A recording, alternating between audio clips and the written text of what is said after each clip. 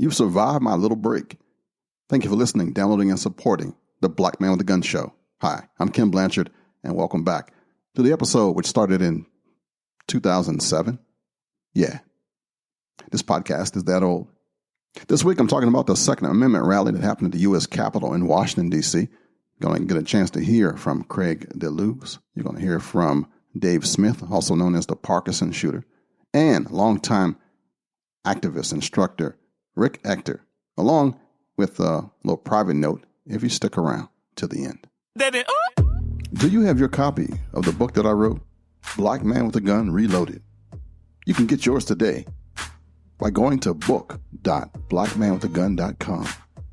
Don't be the only listener of the show that doesn't have the book, the background, the glossary, and the inside knowledge inside the Black Man with a Gun Reloaded book. Go to book.blackmanwithagun.com before it gets too late.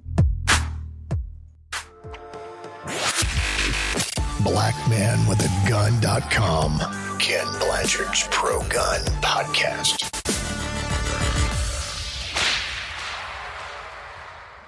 November 2nd, 2019 was the scene and the time for the first Second Amendment rally at the U.S. Capitol in Washington, D.C. I was there. I got a chance to see it live. It was a sight to behold.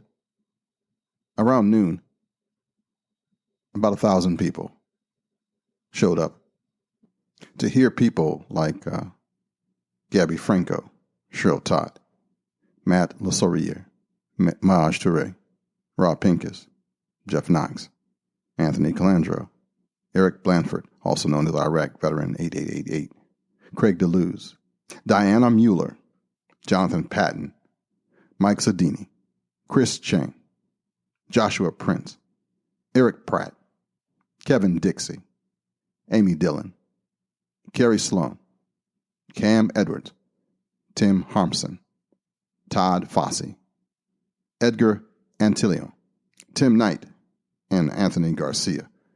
And I'm sure I missed somebody. It was a grassroots effort. I mean, you got these speakers who all have audiences pretty large by themselves, new age audiences, people who are on Instagram, Facebook, social media, YouTube, etc. Speaking of YouTube, Hickok45 is one of the speakers, for example, one of the people that I missed. How can you miss a 7-foot tall guy? This wasn't funded by a big organization. A lot of little ones. A lot of individuals took it upon themselves to be here for their 5 minutes in the spotlight to talk and see people that they talk about and talk to socially on the internet. We got a chance to make our voices heard collectively and did it decently and in order.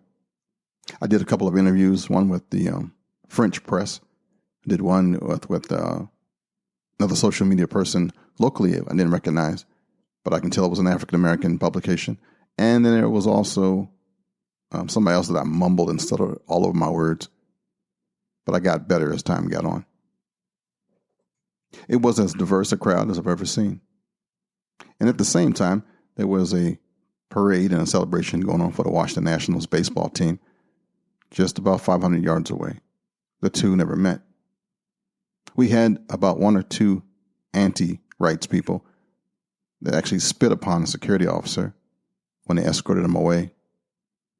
He was just hollering foul stuff.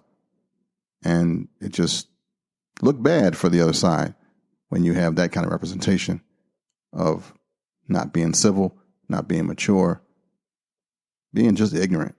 But that's what's out there. And in the crowds, there was probably at least 30 other people that could have been speakers.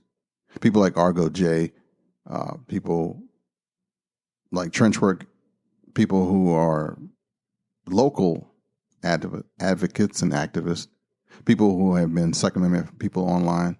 Maybe they're like the next tier down, the C-level people that will be stars tomorrow. They're the ones who are working and getting recognition today. I think this might be something that happens annually on the 2nd of November from now on. And there's those folks who are in the crowd who will be the speakers for next year, I'm quite sure. For me, I got a chance to see the urban shooters. I got a chance to see 10th Cavalry gun members. I got a chance to see African Americans in the gun rights movement who said that I am the one that got them started. It was a completion of a circle for me. It was like the circle of life. I felt like Mufasa, and I didn't die. I watched other prides take off. I watched other warriors keep on the fight. It was a good move. It was a good day. And speaking of new warriors, with Kevin Dixie talking about East St. Louis and the rough neighborhood that he grew up in, how he was bringing the fight a new voice. Talking to Maj Toure, listening to him talk about the Philadelphia and he actually working and running for an office now. Watching the younger guys, not just talking about black things, but about right things. Talking about taking the message to the streets, broadening it, continuing the fight, to continue to be with people, to help others, to be the voice of the voiceless. It was just music to my ears. Then there's so many in the crowd that thanked me, hugged me, took pictures with me. It let me know that I hadn't wasted the last 20 years of my life, that it was really appreciated. I thanked a couple of guys for giving me my flowers before I died. When I said that, they didn't know how to take it. I mean, that's an old phrase. I remember my grandmother and her friends used to say that when you show appreciation to an elder, it's a good thing. I'm pretty jaded about Washington, D.C. and politics being in this thing for like the last 20 years. I've seen some phony people. I've seen how politicians say one thing and then do another. I've watched it over and over again. And I always feel sorry and have sympathy for those who come here to protest, to rally, to talk to their elected officials only to find the door closed, the appointment forgotten, the actual representative not there, and end up talking to a legislative aide instead of a real person. This is a jaded place, and it's jaded me as well. So when I heard this rally happening in the nation's capital on the 2nd of November, I thought, I bet we don't have more than double the number of speakers we have, because the wives or the kids of the folks on the stage will be out in the audience. But I was wrong, and I'm glad I was wrong. It made me realize something that I have to watch myself. When you've been abused, when you've been hurt, when you had a lot of frustrations, it's really easy to turn into a fun sponge, to poop on somebody else's dream. And this was a good move. Hats off to Rob Pincus, to Cheryl Todd, to Jeff Knox, and all those unsung heroes behind the scenes that helped make this happen. It was like herding alpha cats. Thundercats are hard to keep together, and they did a great job doing it. Like almost 99% of the things I've done for the grassroots movement of the Second Amendment and freedom-loving people, you don't get paid for it. It's really hard for somebody to tell their wife or a spouse that you're going to travel somewhere, that you're going to spend money, and you won't be recompensated for it. This is a passion project. It's something that you do to further the mission. It's not going to further the house budget, or you won't see the returns personally in our household, but what you do will help out in the future. And it's a tough sell sometimes. I know it has been for me. But this time I'm watching other people do exactly the same thing from all over the country. It reminds me of the African proverb that says, if you want to go fast, go alone. If you want to go far, go together. And in case you're wondering what I said when I was on the stage for a few minutes, I said, welcome to our nation's capital. I reminded them that when I was 2 years old, I stood on the shoulders of my stepfather, not too far from this very spot, listening to Martin Luther King live. And I remember when he said, the time is always right to do what is right. And I never forgot that. Dressed in my religious garb today, I said that I stand representing the God of Abraham, Isaac, and Jacob. That I am not like those who preach and stand against the U.S. Constitution, but have bodyguards on security and even a concealed handgun permit while they preach disarmament and use fear and false tactics on their congregations and synagogues. I reminded everybody that guns do not equal murder. I said that I represent the group that remembers. The group that remembers and represents those who had the moral courage to say no to racist gun laws. I represent the ones that had the backbone to protect their families against domestic terrorists and go to church on Sundays. I represent the old black men who became the deacons of defense and justice. That we represent those who have been trained to take training and stand watch against those that would harm the innocent. I said I stand today to be with those who have been falsely accused just because they own guns. Then I said I stand before you as one who remembers and has read and studied the Holy Bible, where King David said, "Blessed be the Lord my strength, which teacheth my hands to war and my fingers to fight." Then I thanked them for standing up while others are bowing down. I reminded us that don't let the fear of what could happen make nothing happen. And in the end, I closed out with another Martin Luther King quote, where I said, in the end, we remember not the words of our enemies, but the silence of our friends. God bless. Now, that was the shortest speech I think I've ever given to a crowd that big. But I wanted to make sure they didn't take over the microphone. I didn't just do the preacher thing and just go crazy. And I wanted to give honor to those who had come before and those who were going to speak after. It was a good day. It was a really good day. I don't think my words came out as poignant and as great as I wanted them to, but that's what I meant to say. Hopefully it came out that way, or better.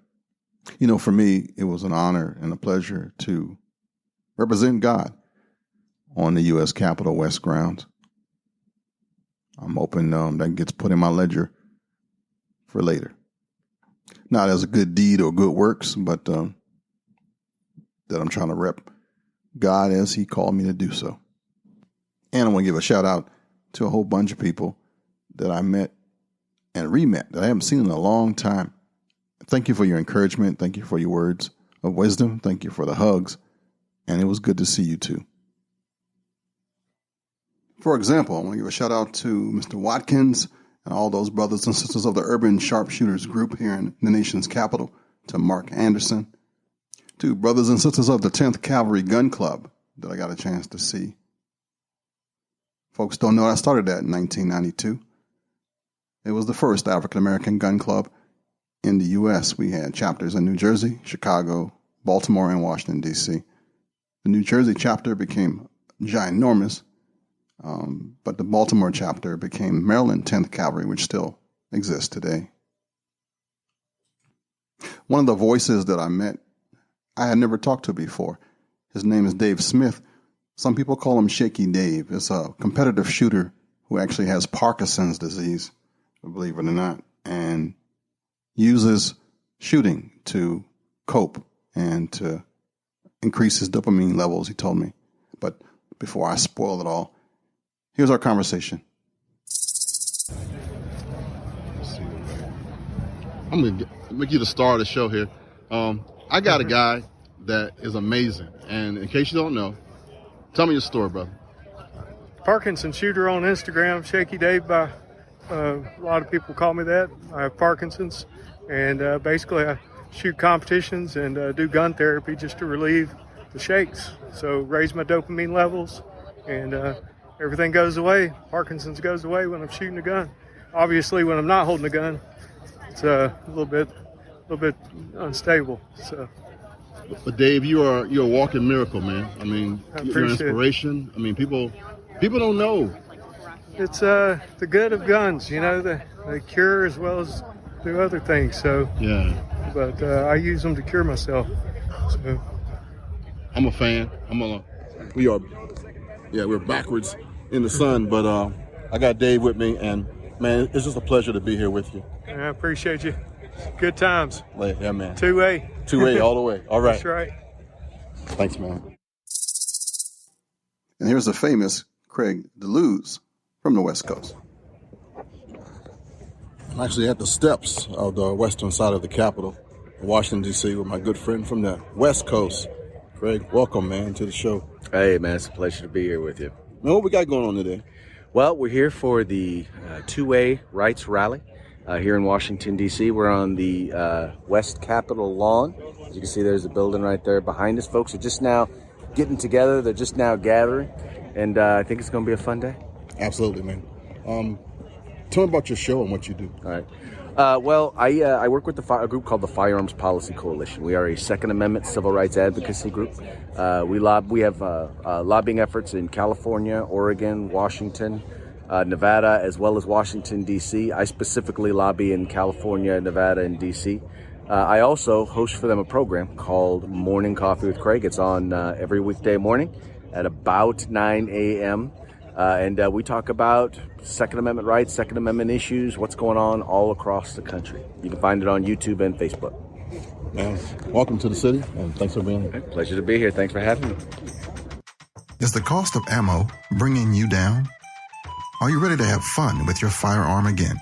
If you need ammo, your friend and brother from a different mother has the answer. LuckyGunner.com. Good prices. LuckyGunner.com. If your time is valuable, LuckyGunner.com. Order your ammo today. LuckyGunner.com. Where you won't waste your time and the shipping is fast. It's 110% guaranteed. LuckyGunner.com. Now, just in case you don't remember that, you can look for the lovely young lady on the side of blackmanwiththegun.com and click on that picture, and it'll take you right to LuckyGunner.com. All right, we got Rick Ector from Detroit live on the show. Rick, welcome, man. Hey, again, as always, it's always good to hear from you, man. Good to touch base with you and to talk with your listeners. How long have you been doing what you do?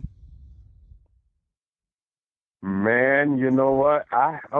It's been at least 13, 14 years. I mean, if you're talking about, what I do in the context of being a trainer, a firearms instructor, gun rights advocate, and, public speaker and that type of thing. Yeah. So it's been a few years now, man. That's all right. You got any political aspirations? Oh, I don't know, man. Every now and then people, they ask, and, I'm kind of off to the side, man. That whole political arena is just brutal when I look at what people have to actually go through once they declare their interest in the types of, politics that are involved, man. You know what? I'm looking at it and I'm wondering why anybody would want to subject themselves to that, gamesmanship or the things that they have to go through, while on the campaign trail. It's in the back of my head, man, but I'm not, actively pursuing it. Speaking of which, depending on when this episode officially launches, there's a mutual friend, Maj Toure, who's running for office, and I think the voting is for tomorrow. So hopefully, he does well and he wins his race, and he'll be able to go forward. And I'm sure all of us in the gun rights community will be looking to see what happens with that. Yeah, most definitely. What you got going on in the future? In the future, man, definitely still training. It's still of interest to me, man. It still, gets me fired up. I still enjoy, speaking with people who, for one reason or another are more interested in learning how to empower themselves, how to protect themselves. It's still, fun. Instructor classes are always fun also to, create a whole new generation of firearms trainers of trainers. The thing that I'm really looking hard at, and I might have even talked to you about it before, man, I want to be like you and following your path and at least write one book, man. You've written, 2 or 3 books by now. I have to at least get on the board, man. So I think writing a book, either, my path, in this whole gun rights thing and or, the women's event, that thing, how I came to put that thing together and how other people can do, something similar in their location. Every time I go out to a conference and meet with fellow advocates, it seems to be a topic people want to hear more about in terms of how I actually put it together and the do's and don't do's and that whole journey. And I was like, well, gee, instead of just having this same conversation over and over again, why don't I just sit down and just put ink on paper and actually, publish it as a roadmap? There's another question I get a lot is, well, how I'm growing this thing. What are the next steps in terms of growing the women's event? Do I look at still pushing more numbers in terms of just one location, or do I branch out into other locations? Or do we look at sort of a virtual franchise thing where I'm motivating people in other cities and other states to do it? But I think to even have that conversation, I would help myself a great deal if I wrote about it, man. So, yeah, this is me looking to follow in your footsteps again, this time as an author, man. I think you got 2 or 3 books out there. So, no, you got more than 2 or 3 books. Now that you're doing, like, fiction. So I'm not even dreaming of touching fiction now, but just some good how-to, instructional, and I guess in a way motivational writing to get people more involved in gun rights advocacy. That would be the natural progression on the path that I'm following. Tell me about the women's shoot. You do it in Mother's Day in May every year? I do it every weekend, the week after Mother's Day. That's been the case the past 4 years, and we're going to continue it. This upcoming year, 2020, it's going to be that first Sunday, directly a week after Mother's Day. It's been pretty cool that I came up with this idea of just standardizing the day that we do it, but I attribute that to the partnership that I established with the gun range that we use, man.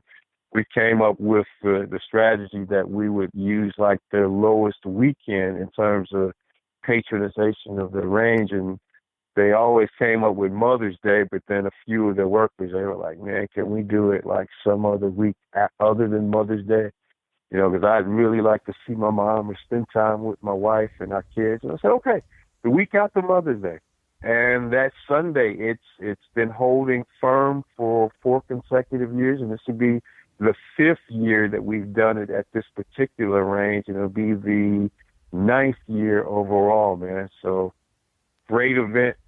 I love doing it. I love changing lives. I love empowering women. And actually, I also love to see the boost that the volunteers get out of the result of doing a good thing, man. For those that have never contributed or been a part of an event, just basking in the afterglow of doing a good thing for people, without anything in return, man. It's a good psychic, spiritual boost, man, and get a ton out of it, and so do the workers, volunteers, and our donors. And what is it that you're actually doing? Well, we're training women fundamentals of shooting. When we first started out this project 8 years ago, man, it was born out of watching a news telecast about a woman's body being discarded and just left in the street. And empowered, I was so emboldened to put out a call on social media for just women to meet me at this gun range on this particular weekend with literally just a handful of friends who were firearms trainers. And we trained, 50 women that week. And a good friend of mine, I talked with you about it, and, you basically motivated me to keep going, man. And that's what I did. From 50, we went to 100 and 200, and we just made that progression, and we did 814 women trained for free at a gun range. The range was donated by the range owner, And the labor was donated by range safety officers and fellow firearms instructors, and the gun rights community at large donated ammo. And we had a guy who has a gun-related business who donated the guns for our youth. So it's been a labor of love, and it's been 100% donation-driven. And, the resources to do it another year is going to increase somewhat to go from just over 800 to 1,000. But I believe the gun rights community, man, they like what we're doing, and I believe they're going to support us, and they'll help make sure that we don't have any roadblocks getting us to our 1,000 women trained for free in one-day event. And where is this at again? We do it over at the Top Gun Range in Taylor, Michigan, and the dates, I have to look at a calendar, but it is the first Sunday after Mother's Day. If memory serves me correct, I think it's the 17th, but don't quote me. All you have to do is look for Mother's Day and just add a week that following Sunday. Bet. And this is right outside of Detroit proper.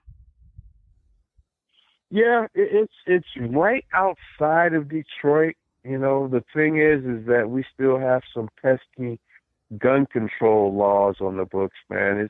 Detroit is like Chicago in the respect that there was a law in the books that gun ranges, there's a city ordinance against them. And, of course, that was struck down in Chicago. We need someone to take up that battle, take up that fight here in the city of Detroit. There are gun ranges in the Metro Detroit area that are situated like right over, some of our geographical borders. But for a city our size, man, we don't have one single gun range in the city of Detroit, and that should change, man. So, hopefully there'll be some patriots that are hearing this clarion call for this challenge, man. I'm challenging someone to fight the local jurisdiction of the city of Detroit and sue them in court. And obviously Chicago has proven that we'll win. We just have to find someone willing to take up that fight. Yeah, that's always the case. Right, we'll win, but you gotta put it up there first. Yeah, and whenever you're talking about going to court, man, there are people that you're going to need to have on your side in terms of resources, particularly those people who went to law school and invested a lot of money in acquiring legal training. So, yeah, it's going to take money. And so, that's one of the things that's going to be a barrier. Yeah, I'm quite confident that we'll win, but that's a fight that's going to require time, money, and legal assistance from lawyers. So, like I said, hopefully I'm sufficiently emboldening someone to take up this fight. Chicago was successful. We need to have this fight in the city of Detroit. True that. So when Rick is not shooting, training, and advocating, what do you do, man, on the side? What else you got? What else do you do? We're not all just one thing. No, we're not all thing, man. I think I lead a fairly decent existence, man. I'm not really a person that really spends a lot of time away from home, but, I'm up there in age where, I'm a grandpa, man, and so, you do those grandpa type things, and I'm still an older brother, and I have a very special lady in my life that I spend time with, so I have plenty to keep me busy when I'm not doing this whole gun rights, gun education thing. Still have a lot of fun.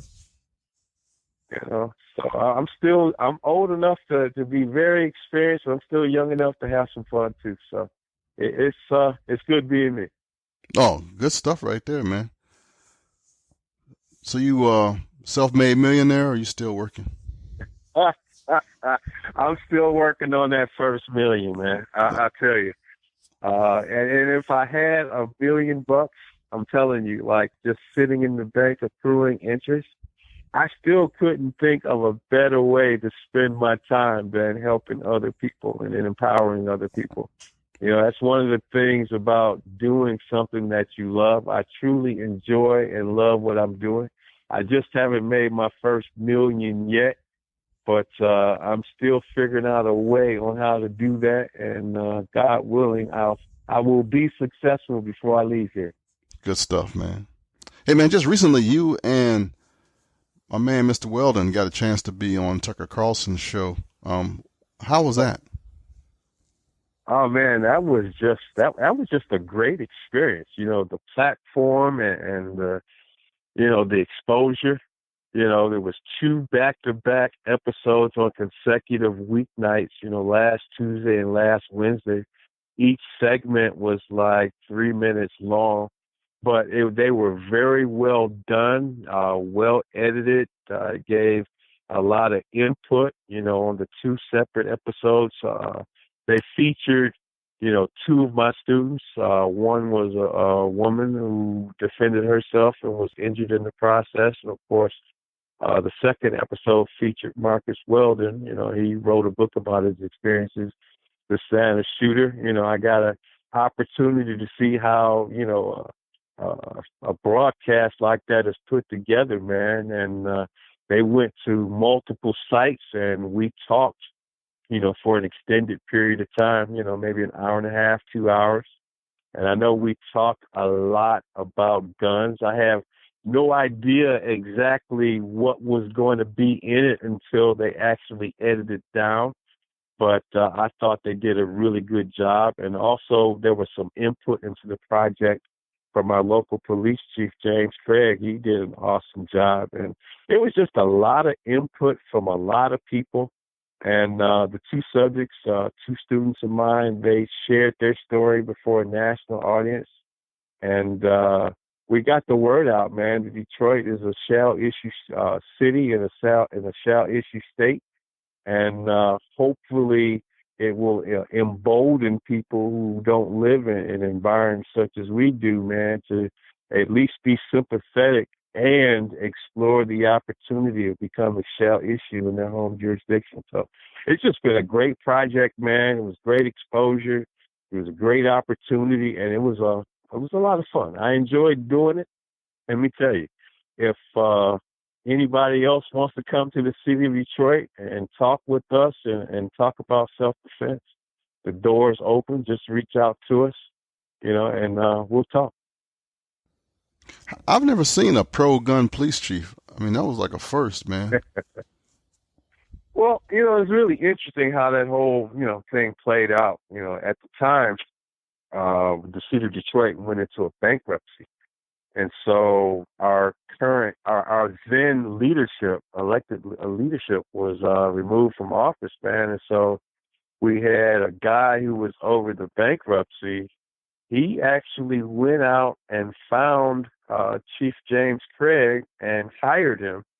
And when he became the police chief here locally to Detroit, man, he wasn't beholden to a mayor. And luckily for us, his background was such that, he was a police chief in a pro-gun community. And he brought that, that mindset and that attitude here to the city of Detroit, and didn't have typically anti-gun mayor of a large city, to answer to, man. And the public, received him very well for his views.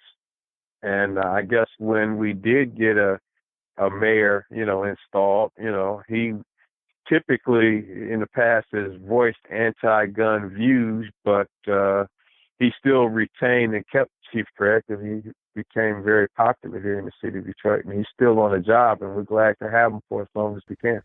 Oh, that's good stuff right there. Now, how can folks reach you, find out more about Legally Armed in Detroit and Rick Actor?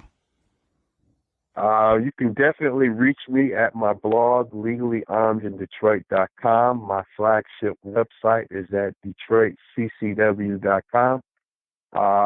You can Google me on all the social media platforms, whether it's Facebook, Instagram, Twitter, and I have a YouTube channel. Get this, I've put up over 2,000 videos on my YouTube channel, so I've been putting in work for a lot of years.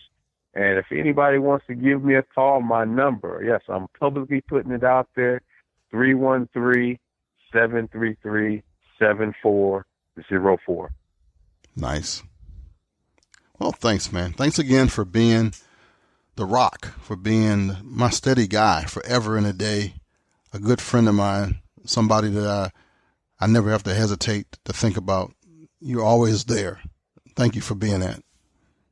Oh, man, it was definitely my pleasure. Because you know what?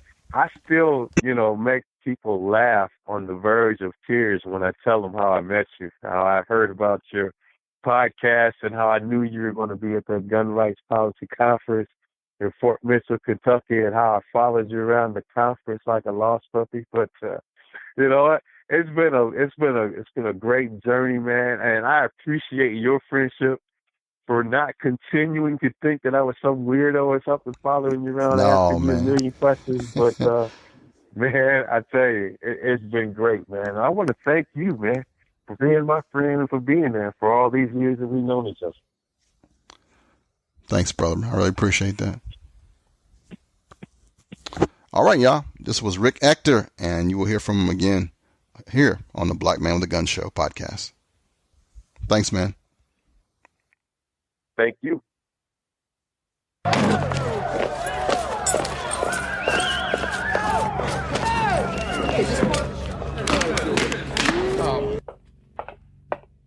Are we the meanest? Are we the prettiest? Are we the baddest mofo low down around this town? Are we not the supporters of the black man with a gun? I can't hear you. Patreon.com/black man with a gun. All right, I want to thank you for being here this long. This is a longer episode. I got a couple of voices in here between, and you haven't heard me in a while. If you've been a steady listener of the Black Man with a Gun Show podcast, formerly known as the Urban Shooter, you know that I took a break, and I wasn't planning on coming back until December. But I felt an urge to come back. I had a little rest. I had a whole bunch of events happening. If you have been following me on Facebook, you know I've been having a time and having fun, actually just doing other things, experimenting with video and singing and just being Ken Blanchard. If you're new, you might not know that I've been around a while. And when you've been around as long as I have, and you are not seeking to get any more famous than you already are, it's time to reassess some stuff. You know, my method, the way I operate, I try to be thoughtful, to be calm, to be a reasoned voice in this community. By being compassionate and having a commitment shine through everything I do, changes people on a slower level. You won't gut react to nothing I say. I want to make you think. I give you my unique perspective as a person of color, a man of God, a father, a friend. And if you're in my inner circle, you know that I've been talking about leaving this arena for a while. I've been debating and contemplating and trying to reason why stay around. You see, I didn't try to do this as a profession necessarily. I was just doing it to do the right thing. To be the opposite to the hype person, to be the opposite to the one who is just fighting to keep money flowing. I had a purpose from the beginning. That one day, the Black Man with a Gun name would no longer make your eyebrows arch. It would no longer be a joke, no longer be something that you ran from. That one day there will be lots of people with color arm themselves. There'll be gun clubs and activities and events and channels and shows, and no longer be a shock value, this term, black man with a gun, or Negroes with guns, or Latinos with firearms, or anything of that. And I've plucked that nerve as best I can. You know, the Latin American Gun Owners Group on Facebook, their page is about 10 years old. I actually started that. I helped a little with the Pink Pistols in the beginning, way back in the beginning, in the 90s, when a guy by the name of Cricket used to run it. I've been the big brother for Refuse to Be a Victim that the NRA used. I watched quite a few programs that I influenced or suggested in the Urban Affairs Committee of the National Rifle Association. But when you count up all the stuff that I've done and then look forward to like, what have you done for me lately? Not so much. I don't want to be that guy, that old uncle, that grandfather that just always makes you look backwards and never forward, not doing anything. And there's plenty of folks doing something now. At least they're taking a lot of photos and selfies and saying they're doing a lot of stuff. So maybe they are busy. But they're getting famous for it and they're making money with it. So hopefully the work will get done. And even though there are quite a few people who still suggest that I just keep on going a little bit longer, homie is tired. Homie is done. I think I've done all I could do or should do. I'm going to leave it up for the next generation to take it from here. I want to end on a good note. I'm going to have some great interviews from now until the end of 2019. And then when the new year comes in 2020, I'm going to pass that baton to you. The blog is going to keep going. I'm going to try to fix that up a little bit better. Still working on that audiobook project for the Black Man with a Gun Reloaded. And there's a whole bunch of marketing things that I could be doing better that I'm going to try to jump on in 2020. So I won't be gone. I just won't be in the same space. You may hear from me from time to time, and the Ken Blanchard Show, the new podcast, is going to keep going, as well as Speak Life Church podcast, which is going to take a larger role in my life. That call of ministry is calling louder. So your friend and brother from another mother is not going anywhere except for up.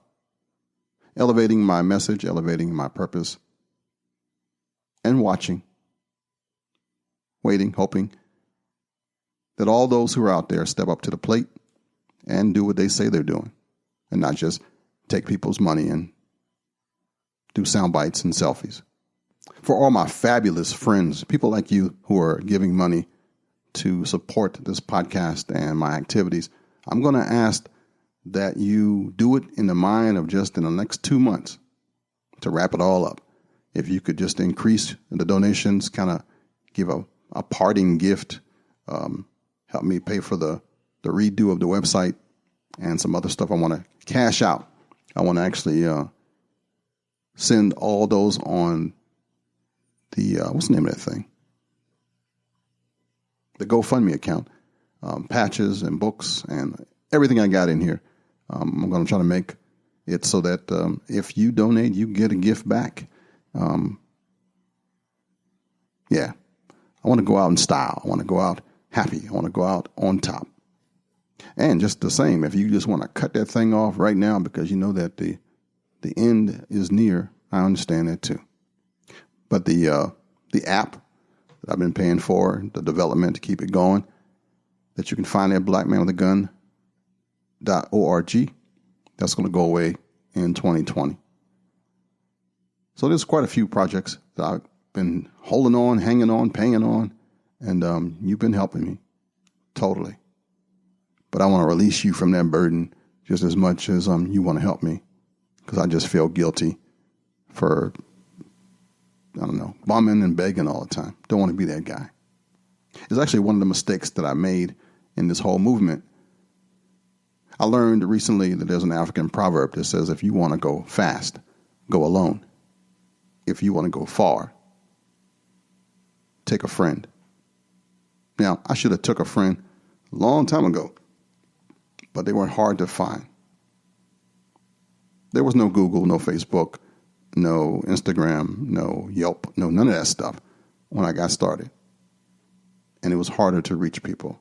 So I had to learn HTML. I had to learn broadcasting techniques, mic techniques, podcasting stuff. Everything that I have, I've been used to just doing it solo. And have not had a good opportunity to delegate it, to share. That would have changed things. I watched a couple of people recently with crews, with folks, somebody talking, somebody on camera. It's pretty spiffy. It's good when you can work together. That would have kept me around another decade, I'm sure. But everybody has a channel. Everybody has their own thing. And that will get to you after a while. And again, I thank you for listening to this show. And you will hear more about the details. And shoot, maybe the Lord will tell me something different. But right now, that's the plan for for the rest of the year. As we wind down with 2019, how many weeks do we have left? And at the end of 2019, that'll be it. That'll be 19 years. No, 20 years as a blog and 13 years as a podcast. I might plan for a big party next year, next spring. That might happen. Kind of a farewell thing. If you're interested in doing that with me, let me know that too. That'll be a good event. Pop some tops and tell some lies. Maya Angelou is quoted as saying, "My mission in life is not merely to survive, but to thrive, and to do so with some passion, some compassion, some humor, and some style." She said it. I'm going to try to live it. Until next time. Well, that's it for this week. I want to thank you for joining me, and if you liked what you heard, please tell somebody, just in case nobody has told you this today. I love you, and there's not a darn thing you can do about it. Shalom, baby.